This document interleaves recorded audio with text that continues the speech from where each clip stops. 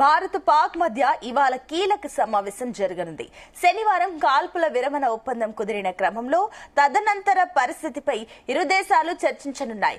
మధ్యాహ్నం 12 గంటలకు ఈ చర్చలు జరుగుతాయని సమాచారం. అయితే ఈ చర్చలు వర్చువల్ గా జరుగుతాయి. ఈ చర్చల్లో రెండు దేశాల డైరెక్టర్ జనరల్ మిలిటరీ ఆపరేషన్స్ డీజీఎంఓలు పాల్గొననున్నారు. కాల్పుల విరమణ కొనసాగింపు, ఉద్రిక్తత వాతావరణం తగ్గించడం వంటి కీలక అంశాలు ప్రస్తావనకు రానున్నాయని తెలుస్తుంది. కాగా పీఓకేని అప్పగించడంపైనే చర్చిస్తామని పాకిస్తాన్ కు భారత్ స్పష్టం చేసింది.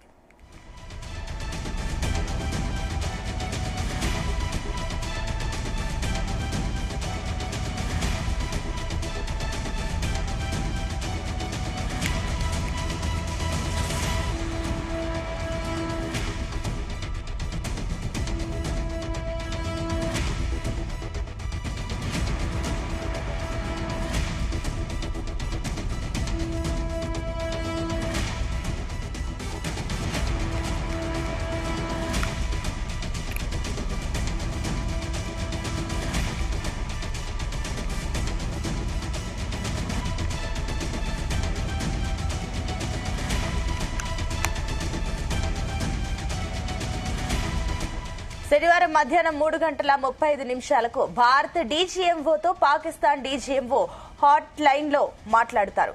ఇక కాల్పుల విరమణ అంశాన్ని ప్రతిపాదించి వెంటనే అమలు చేద్దామని కోరారు. ఈ క్రమంలో శనివారం సాయంత్రం 5 గంటల నుంచి కాల్పుల విరమణ అమలులోకి వచ్చిందని భారత్ తరపున విదేశాంగ శాఖ కార్యదర్శి విక్రమ్ మిశ్రీ ప్రకటించారు. మరోవైపు కాల్పుల విరమణ ప్రకటించిన కొన్ని గంటల్లోనే పాక్ సైన్యం ఉల్లంఘించింది.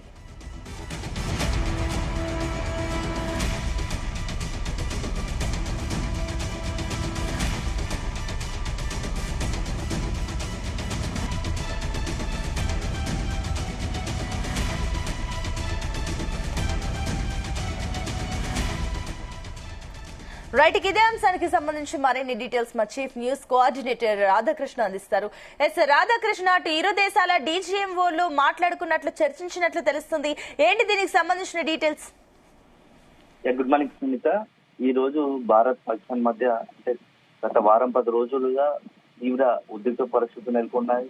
భారత్ కి సంబంధించి పాకిస్తాన్ పై అటాక్ చేసేందుకు సిద్ధపడిందని చెప్పవచ్చు. ఎప్పుడైతే ఆ పాకిస్తాన్ పేల్గాన్ దాడి ఘటన తర్వాత పాకిస్తాన్ పై అదేవిధంగా ఉన్నటువంటి తీవ్రవాదాలను టార్గెట్ చేసుకొని దాడులకు ఆపరేషన్ సింధూర్ చేపట్టింది. సో తద్వారా దాని తర్వాత అనేక పరిణామాలు మనం వారం 10 రోజులు గమనిస్తూ వచ్చాము. ఈ క్రమంలో ఇప్పుడు ఎప్పుడైతే అమెరికా అంటే అగ్రరాజ్యం అమెరికా పెద్దన్న తరహాలో భద్రతలు తీసుకుని రెండు దేశాల మధ్య శాంతి పరిస్థితులు ఏర్పడడానికి ఒక రాయబారం నేర్పిందని చెప్పవచ్చు, మధ్యవర్తిత్వం తీసుకుంది. సో దాంట్లో భాగంగా మొన్న శనివారం నాడు నుంచి సాయంత్రం నుంచి కాల్పుల విరమణ ఒప్పందం రెండు దేశాల మధ్య ఒక ఒప్పందానికి తెలుసుకున్నాయి. సో ఆ నేపథ్యంలో ఈ రోజు రెండు దేశాల మధ్య చర్చలు జరగనున్నాయి. ఈ చర్చల్లో డీజీఎంలు మొదటగా మిలిటరీ అధికారులు పాల్గొనబోతున్నారు. ఈ రెండు దేశాలకు సంబంధించి అసలు ఎట్లాంటి చర్చ జరగబోతున్నాయి, ఈ రెండు దేశాల మధ్య ఏంది అనే దానిపైన మనం ఒకసారి పరిశీలించాల్సిన ఉంటుంది. ఎందుకంటే శనివారం కాల్పుల విరమణ తర్వాత ఈ యొక్క చర్చలు ఒప్పుకున్నారు. సో ఈ ఒప్పందానికి సంబంధించి ఈ రోజు 12 గంటలకు మధ్యాహ్నం చర్చలు జరగబోతున్నాయి. ముఖ్యంగా ఈ చర్చలు వర్చువల్ గా జరుగుతున్నాయి. రెండు దేశాలకు సంబంధించినటువంటి డీజీఎంఐ డైరెక్టర్ జనరల్ మిలిటరీ ఆపరేషన్ సంబంధించిన అధికారులు పాల్గొంటారు. సో ఎట్లా ఉద్రిక్త పరిస్థితిని ఎలా తగ్గించాలి, ఏం చేయాల్సి వస్తుంది, సో భారత్ డిమాండ్లు ఏంటివి, పాకిస్తాన్ ఏం చెప్తోంది, ఈ అన్ని అంశాలకు సంబంధించి ఈ రోజు చర్చ జరగబోతున్నట్టుగా తెలుస్తోంది. మొత్తంగా ఈ రోజు ఎప్పుడైతే ఈ రోజు మధ్యాహ్నం దాదాపు 3:30 గంటల సమయంలో భారత్ డీజీఎంతో పాకిస్తాన్ డీజీఎం హాట్లైన్ ద్వారా మాట్లాడతారు. కాల్పుల విరమణ అంశాన్ని ప్రతిపాదించిన వెంటనే అమలు చేద్దామని కోరారు. సో ఈ క్రమంలో శనివారం నుంచి కూడా కాల్పుల విరమణ ఒప్పందంలోకి వచ్చింది. సో మొత్తంగా భారత్ సంబంధించి ముఖ్యంగా పాకిస్తాన్ లో దశాబ్దాలుగా తీవ్రవాదులను పెంచి పోషిస్తుంది. ఆ తీవ్రవాదులు భారత్ లో విచ్చలవిడిగా దాడులకు పాల్పడుతూ అమాయకులైనటువంటి ఎంతో మంది ప్రాణాలను తీసుకుంటున్నారు. సో దీనికి ఇదొకటి అక్కడ ఉన్నటువంటి తీవ్రవాదానికి పూర్తి స్థాయిలో నిర్మూలించాల్సిందే, అంతం చేయాల్సిందే. పాకిస్తాన్ ఖచ్చితంగా ఇప్పటికీ ఎవరైనా తీవ్రవాదులు ఉన్నారో భారత్ సంబంధించినట్టు మోస్ట్ వాంటెడ్ లిస్ట్ ఉన్నారో ఎవరైతే ముంబై దాడులు కావచ్చు, ఇతర దాడులకు సంబంధించిన గత దశాబ్దాల కాలంగా భారత్ లో జరిగినటువంటి ఆ తీవ్రవాద దాడులకు అన్నిటి కూడా దాని సంబంధాలు, దాని కేంద్రాలు అన్ని కూడా బీజాలు మొత్తం కూడా పడింది పాకిస్తాన్ లోనే. ఆ పాకిస్తాన్ సంబంధించిన లష్కర్ తోయిబా కావచ్చు, జైషే మహమ్మద్. అలాంటి టెర్రరిస్టులను వెంటనే భారత్ కు అప్పగించాలి. అదేవిధంగా ఇక భవిష్యత్తులో పాకిస్తాన్ లో ఒక్క తీవ్రవాద శిబిరం కూడా ఉండడానికి వీల్లేదు అనే డిమాండ్ తెరపై తీసుకొచ్చే పరిస్థితి ఉంది. అదే సందర్భంలో పీఓకే విషయంలో కూడా భారత్ చాలా సీరియస్ గా ఉంది. ఏదైతే ఆక్రమిత కాశ్మీర్ ఉందో తిరిగి దానిపైన కూడా స్పష్టమైన భారత్ ఇవ్వాల్సింది. ఇక్కడ నుంచి పీఓకేను భారత్ వశం చేసుకుంటుంది, భారత్ ఆధీనంలో ఉంటుందని చెప్పేసి కూడా ఈ అంశంపై మాట్లాడే అవకాశం కనబడుతూ ఉంది. మొత్తంగా కూడా అమెరికా యొక్క మధ్యవర్తిత్వంతో ఈ రోజు యొక్క చర్చలు జరుగుతున్నాయి. అత్యంత కీలకంగా చెప్పవచ్చు. ఈ చర్చల ఫలితం ఎలా ఉండబోతుంది, ఎలా రాబోతుంది అనే దాన్ని బట్టి పాకిస్తాన్ విషయంలో భారత్ ఏం చేయబోతుందో ఒక స్పష్టమైన వైఖరి నిలబడే అవకాశం ఉంది. ఎందుకంటే ఇప్పటికే భారత్ లో చాలా మంది ప్రజలు కావచ్చు అందరూ కూడా కోరుకుంటుంది ఏంటంటే పాకిస్తాన్ వక్రబుద్ధి మారదు, పాకిస్తాన్ బుద్ధి మారదు. గతంలో చాలా సందర్భాల్లో చూసాము. అప్పటికప్పుడు తాత్కాలికంగా కొన్ని విషయాలు ఒప్పుకున్నా, తీవ్రవాద విషయంలో కావచ్చు ఇతరత్ర ఈ ఒక్క విషయంలో కొంత వెనక్కి తగ్గినని కనిపించినా తన బుద్ధి మారదు, మళ్ళీ ఎప్పట్లాగే ప్రవర్తిస్తుంది. కుక్కతో ఒక వంకర అన్న పరిస్థితిగా ఉంటుంది. కాబట్టి ఈసారి కాస్త సీరియస్ గా ఉండాలి, మనం ఎట్టి పరిస్థితుల్లో వెనక్కి తగ్గొద్దు పాకిస్తాన్ విషయంలో అని చెప్పేసి ఒక మొత్తంగా కూడా యావత్ భారతదేశం డిమాండ్ చేస్తా ఉంది. సో ఆ మేరకు నిన్న భారత ప్రధాని నరేంద్ర మోడీ కూడా ఒక ప్రకటన చేశారు. మేము పాకిస్తాన్ విషయంలో వ్యక్తి పరిస్థితుల్లో వెనుకడుగు వేసేలేదు, మాకంటూ కేంద్ర ప్రభుత్వానికి భారత ప్రభుత్వానికి ఒక స్పష్టమైన పాకిస్తాన్ విషయంలో ఒక స్పష్టమైన విధానం ఉంది. కేవలం తాత్కాలికంగా ఇప్పుడు చర్చలు, ఆ చర్చల సారాన్ని బట్టి నెక్స్ట్ మేము మా యొక్క ప్రణాళికలు మాకు ఉన్నాయి.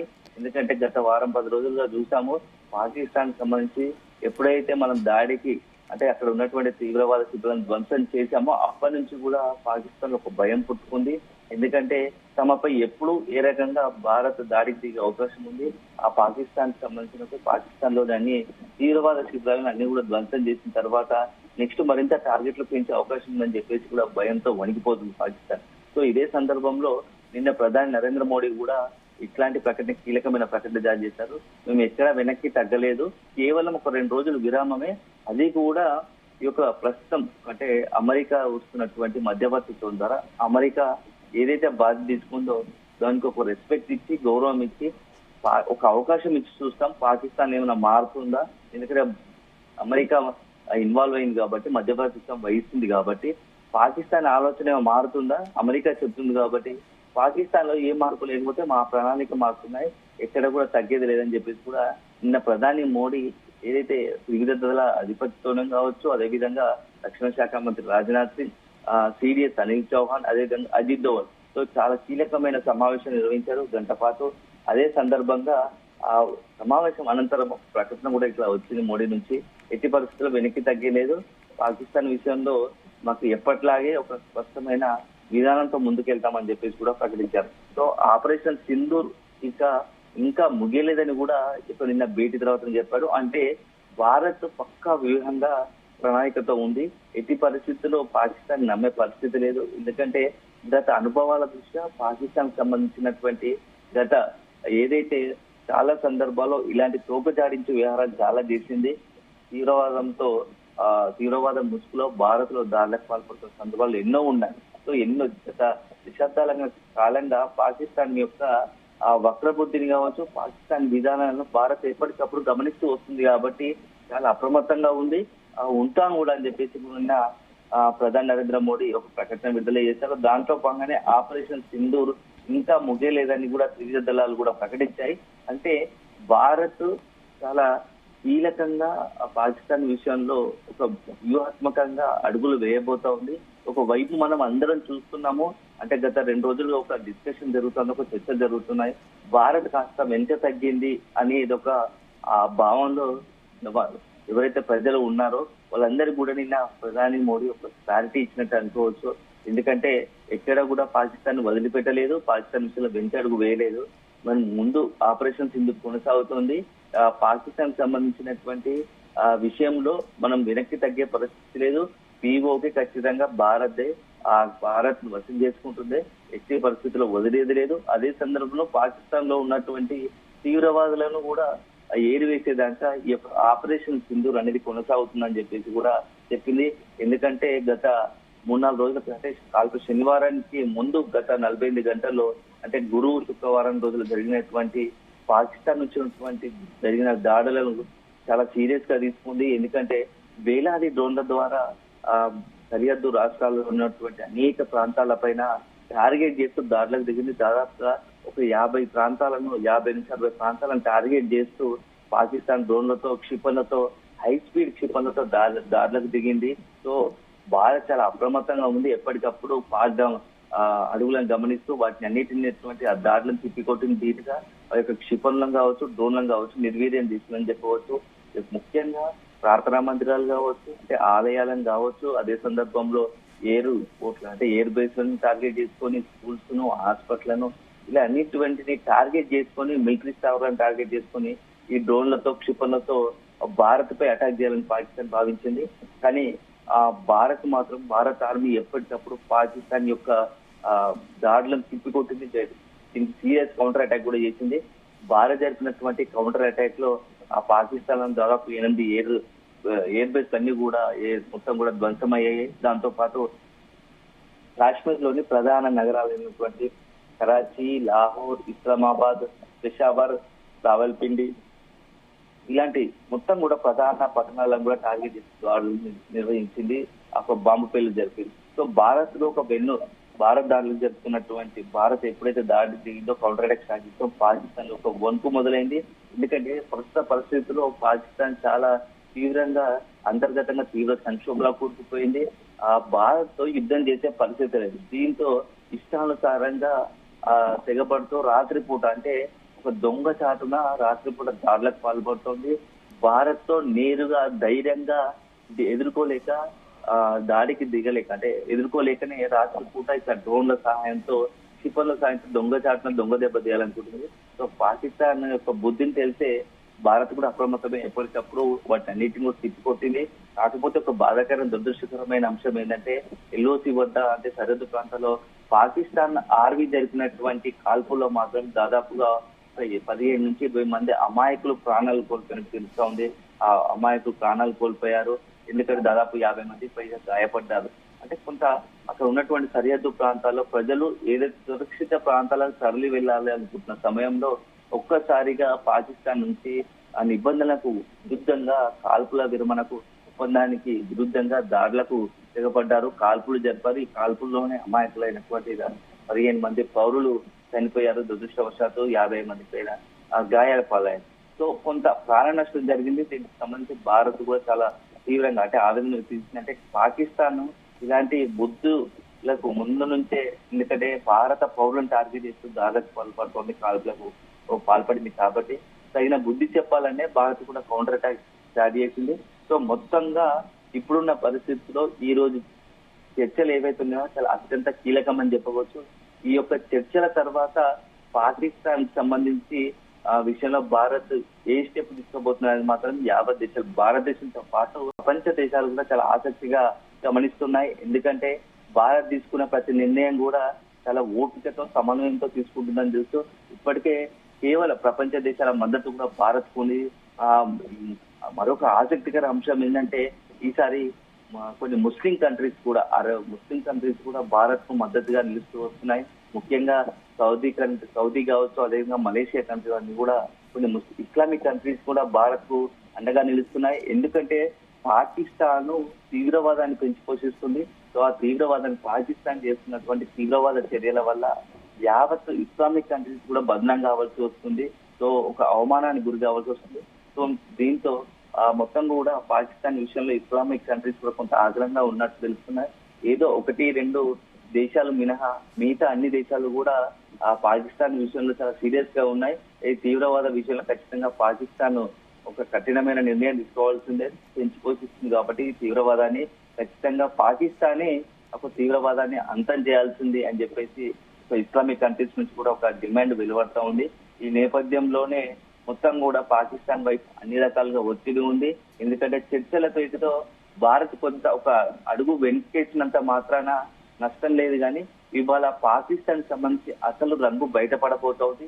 పాకిస్తాన్ ఏం చేయబోతోంది, ఎందుకంటే అగ్రరాజ్యం అమెరికా ఇంటర్ఫియర్ అయింది కాబట్టి, సో రాయబారం నిలుస్తుంది కాబట్టి పాకిస్తాన్ సంబంధించి ఎలా ఉండబోతుంది తీరు, పాకిస్తాన్ సంబంధించినటువంటి యొక్క ఏదైతే మన ఈ రోజు మీటింగ్ లో పాకిస్తాన్ లేవనెత్తే అంశాలు ఏంది, పాకిస్తాన్ ఏం జవాబు చెబుతుంది, దాని తీరు పైనే నెక్స్ట్ పాకిస్తాన్ భవిష్యత్తు ఆధారపడి ఉంటుందని చెప్పవచ్చు. ఎందుకంటే ఏ మాత్రం తేడా వచ్చినా భారత్ మాత్రం ఈసారి ఎట్టి పరిస్థితుల్లో ఊరుకోదు. దానికో స్పష్టంగా నిన్న ప్రధాని నరేంద్ర మోడీ కూడా ప్రకటించారు. ఇప్పటికే ఆపరేషన్ సింధూర్ కంటిన్యూ అవుతుందని చెప్పారు. అంటే ఇందులో ఒకటి మనం అర్థం చేసుకోవాల్సిన అంశం కూడా ఒకటి ఉంది. ఆపరేషన్ సింధూర్ తీసుకొచ్చింది ఏంటంటే పాకిస్తాన్ లోని తీవ్రవాద శిబిరాలను ధ్వంసం చేయడానికి. సో పాకిస్తాన్ కొన్ని చర్యలు తీసుకున్న భారత విషయంలో ఈ రోజు ఎజెండాలో పెట్టినప్పటికీ భవిష్యత్తులో కూడా ఈ ఆపరేషన్ సింధూర్ కొనసాగుతుందని చెప్పడానికి కారణం ఏంటంటే, మీరు చర్యలు తీసుకున్నా తీసుకోకున్నా పాకిస్తాన్ లోని పూర్తి స్థాయిలో ఆ యొక్క తీవ్రవాదులకు సంబంధించి టెర్రరిస్టులకు సంబంధించి క్యాంపులను ఎట్టి పరిస్థితుల్లో భారత్ చూస్తూ ఊరుకొని వాటిని విధ్వంసం చేస్తుంది, నిర్మూలిస్తుంది. అప్పటిదాకా ఈ యొక్క ఆపరేషన్ సింధూర్ కొనసాగుతుంది అని చెప్పేసి ఒక స్పష్టంగా నిన్న ప్రకటన వెలువడింది. అంటే ఎక్కడ కూడా మనం ఎవరు అంటే కొద్దిగా లాస్ట్ కాల్పుల విరమణ ఒప్పందం తర్వాత భారత్ లో కొంతమంది ప్రజలకు సంబంధించి ఒక వర్గం కావచ్చు, కొంత అంటే మెజార్టీ ప్రజలు పాకిస్తాన్ విషయంలో మనం అట్లా వెనుకడుగు వేయాల్సింది కాదు, కాల్పుల విరమణ ఒప్పందానికి ఒప్పుకునేది కాకుండే అంటే పాకిస్తాన్ పై మనము అదే విధంగా ఆపరేషన్ సింధూర్ కొనసాగించాల్సిన ఒక డిమాండ్ పెద్ద ఎత్తున కొనసాగింది. ఎందుకంటే సోషల్ మీడియాలో కూడా మనం పెద్ద ఎత్తున చూసాము. దీనికి సంబంధించి కాల్పుల విరమణ ఒప్పందాన్ని మనం బ్రేక్ చేయాలి, కంటిన్యూ చేయాల్సిందే, పాకిస్తాన్ పై అటాక్ చేయాల్సిందే అని చెప్పేసి కూడా పెద్ద ఎత్తున సోషల్ మీడియాలో ఈ యొక్క ఫైట్ బ్యాక్ ఇండియా అని చెప్పేసి పెద్ద ట్రెండింగ్ కూడా అయితే హ్యాష్ ట్యాగ్ ట్రెండింగ్ చేశారు. Right Radhakrishna, thank you.